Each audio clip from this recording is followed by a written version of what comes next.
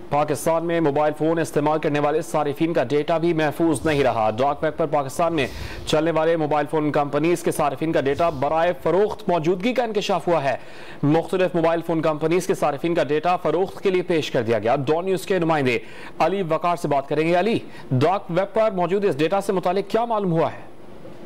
जी बिल्कुल, पाकिस्तान में जो मोबाइल फोन सार्फिन है उसके डाटे के हवाले से ये भी इंकशाफ हुआ है कि डार्क वेब पर हैकर ने पाकिस्तान में जो मोबाइल फोन कंपनियों के सार्फिन का कमोबेश 80 GB का जो डाटा है 2020 तक 508 मिलियन जो सार्फिन है उनका डाटा उसने फरोख्त के लिए डार्क वेब पर अपलोड किया है। और ये डाटा उसने आज से तकरीबन 12 घंटे पहले यहाँ डार्क वेब पर अपलोड किया है अपने मखसूस नाम के साथ, जिसमें उसने बताया है कि जो सार्फिन का डाटा है उसमें शनाख्ती कार्ड नंबर, उनका मोबाइल नंबर, घर का पता और दीगर जरूरी मालूमात वो वहाँ पर मौजूद हैं।